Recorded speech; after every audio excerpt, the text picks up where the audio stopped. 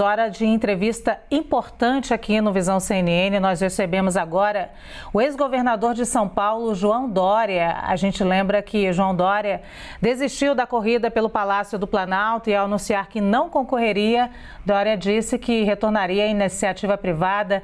Governador, muito bem-vindo aqui à CNN, ao Visão CNN. Queria saber se o senhor está bem, descansou, e já emendo logo a minha primeira pergunta, que é de grande curiosidade. O senhor acredita numa terceira via? Vai fazer campanha para Simone Tebet, governador?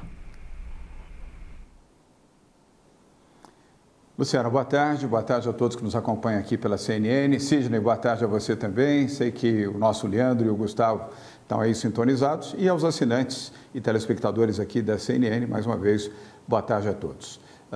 Vou fazer campanha e voto aqui em Rodrigo Garcia para o governo do estado de São Paulo. Então, meu foco está na reeleição de Rodrigo Garcia, que é atual governador de São Paulo, e tenho certeza e convicção de que será reeleito e bem reeleito governador do estado de São Paulo para dar continuidade ao trabalho social, econômico, desenvolvimento que São Paulo vem tendo, com grande destaque em relação ao Brasil, principalmente.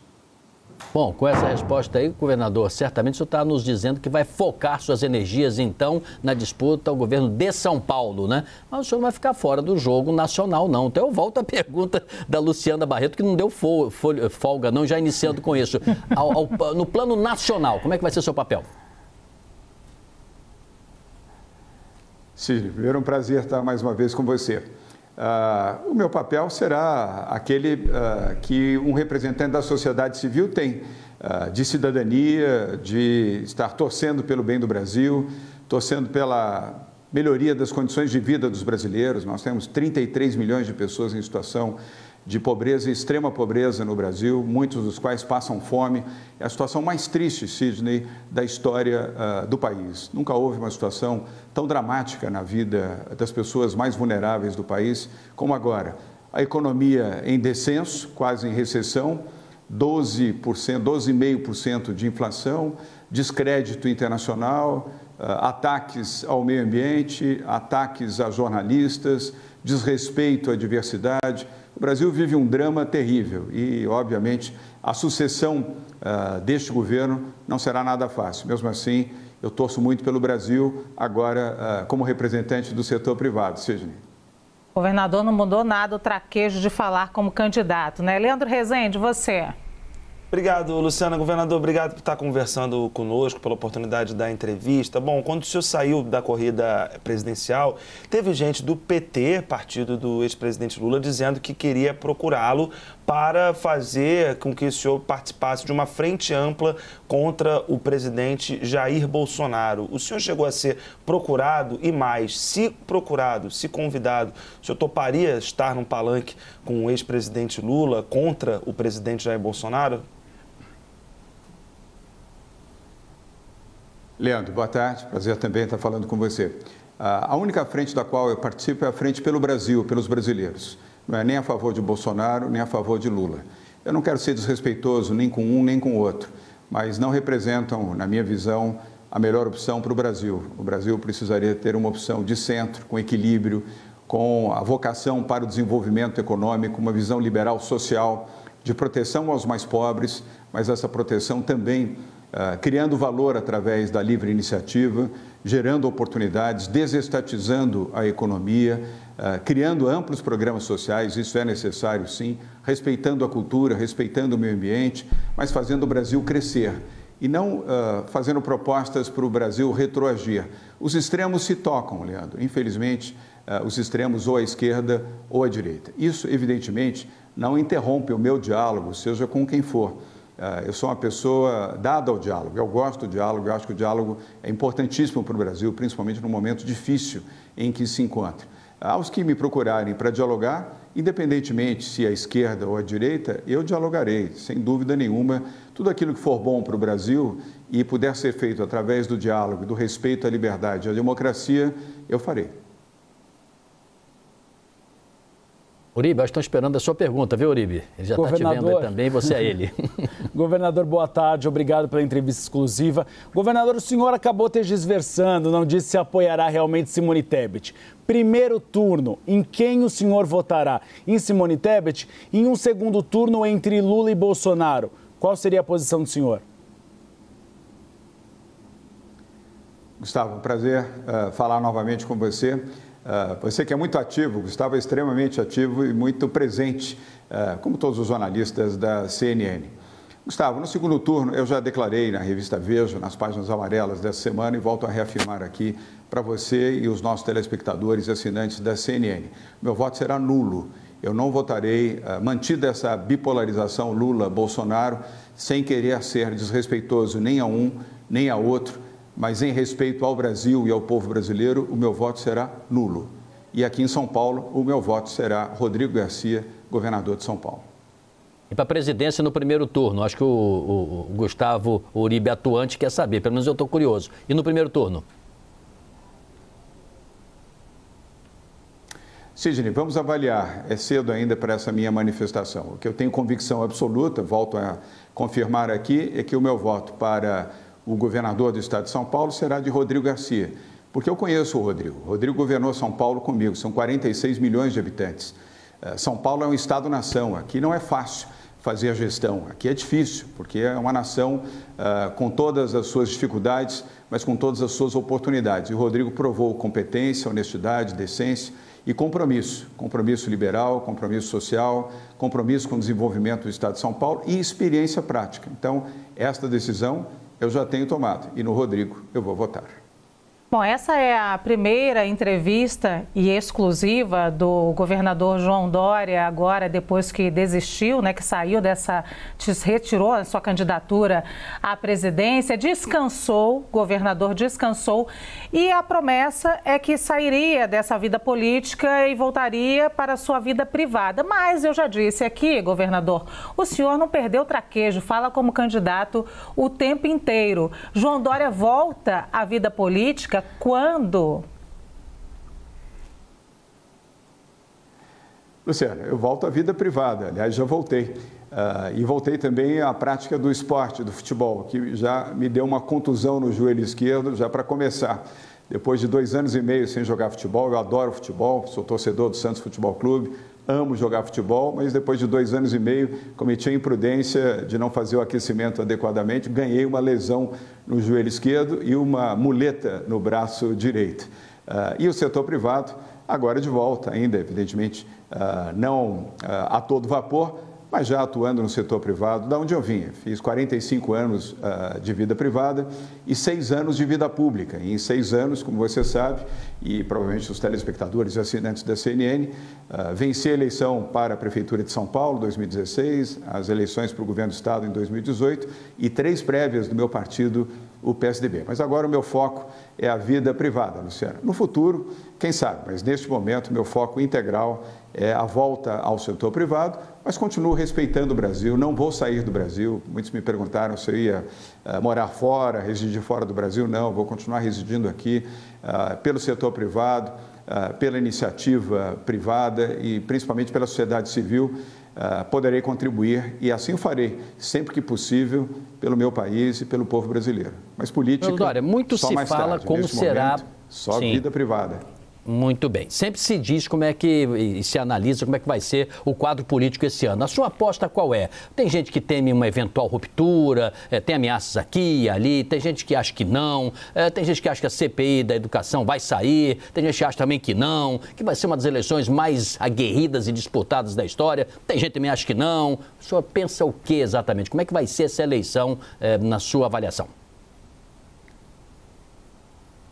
Conturbada. Extremamente conturbada. Primeiro, eu defendo a CPI. Diante de um escândalo dessa dimensão, não ter uma CPI é um escárnio. Seria, evidentemente, negar a democracia e o valor do Legislativo. Câmara e Senado devem votar favoravelmente pela instauração de uma CPI. Ou uma CPI na Câmara, ou uma CPI mista, para apurar os desmandos no Ministério da Educação. Eu não tenho nenhuma dúvida. E aí não é uma questão eleitoral, nem uma questão política.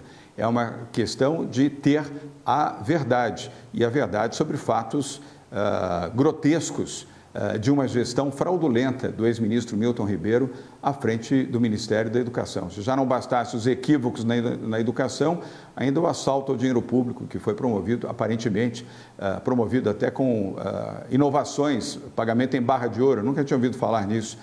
Essa é uma introdução do governo Bolsonaro, pagar propina com barra de ouro. Enfim, merece uma CPI. E as eleições, infelizmente, serão conturbadas. Aliás, este período pré-eleição, pré-2 de outubro, já será um período muito conturbado. E depois do pleito concluído, também, a meu ver, teremos períodos muito conturbados, eu diria bastante tensos no Brasil. Infelizmente, as circunstâncias caminham para um confronto muito duro, muito sujo, e muito, eu diria, ao arrepio da própria lei, da Constituição e do direito democrático das pessoas realizarem de forma pacífica as suas intenções eleitorais. Não importa se vão votar neste ou naquele candidato ou naquela candidata, mas o que eu desejaria é que o Brasil tivesse um movimento pacífico no processo eleitoral. Mas, até aqui, tudo indica que será o inverso disto.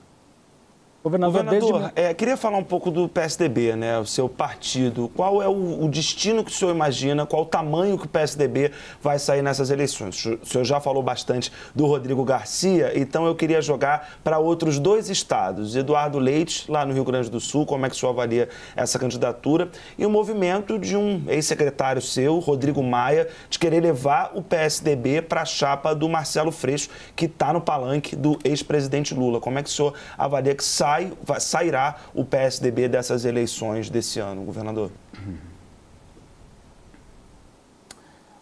Na segunda colocação, eu prefiro me abster de comentar. Na primeira, eu torço muito pelo Eduardo Leite. Eduardo foi um bom governador no período em que cumpriu o seu mandato, disputa a reeleição, tem 37 anos, tem índole, tem postura, foi um bom governador, repito, do estado do Rio Grande do Sul.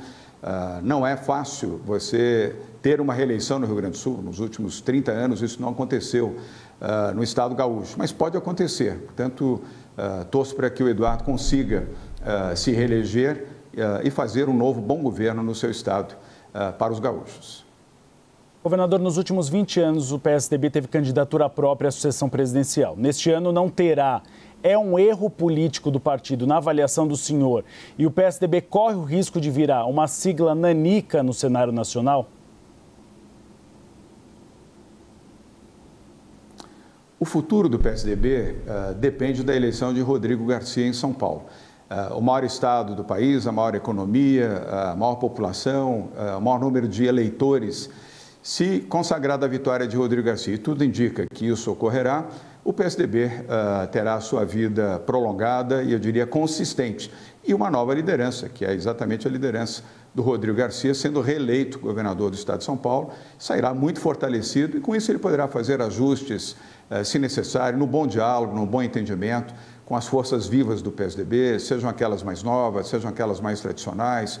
O bom entendimento deve prevalecer para que o PSDB continue cumprindo o seu papel democrático, o seu papel partidário e o seu papel em defesa dos mais pobres, dos mais vulneráveis, do crescimento econômico e também da liberdade econômica. Um projeto liberal social, que é o que o Rodrigo Garcia defende em São Paulo, poderá ser o grande projeto do PSDB nacionalmente.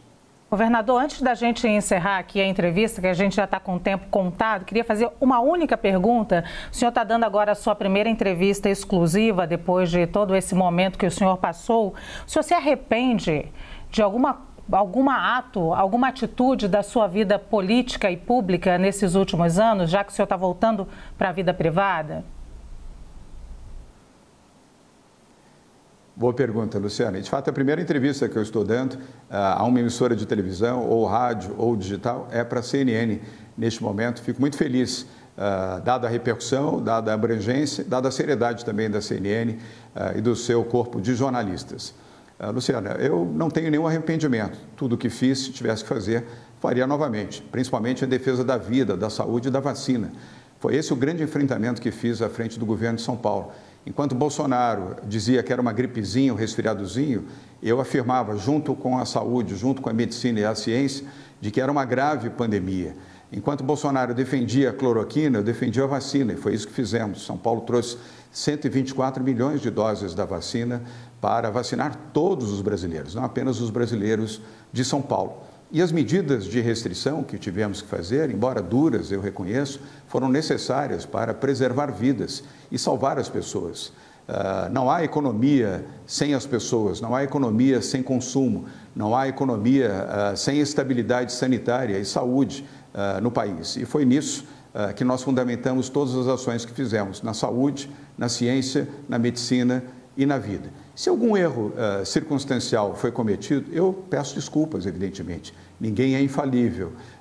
E aquilo que fiz de certo, fiz por minha obrigação. Quando você elege um governador, elege para que ele faça coisas bem feitas. E foi isso que eu tentei fazer ao longo de 3 anos e 3 meses como governador de São Paulo. Muito bem, este João Dória, ex-governador de São Paulo, obrigado pela entrevista, pela deferência aqui à CNN, em nome dos meus colegas também. E vamos ver como é que o senhor vai se comportar aí nessa iniciativa privada, né? O senhor está com traquejo aí de quem ainda não chegou lá, né? Preciso ainda ver se o senhor vai realmente ficar lá ou se vai continuar atuando como está parecendo. Muito obrigado pela entrevista, viu? Obrigado, Sidney, Luciana, Gustavo, Leandro. Sidney, eu vou te convidar para jogar um futebolzinho assim que eu melhorar do joelho aqui em São Paulo, hein? Ô, governador, eu jogo tão bem que eu tenho medo de constranger os demais integrantes da nossa pelada, viu? Obrigado pelo carinho do convite. Eu quero o nosso âncora aqui. A gente precisa do Sidney ainda. Tchau, governador. Pelo riso geral, viu? Todo mundo já sabe que eu não jogo nada. Mas vamos lá, vamos sequência aqui. Da sequência.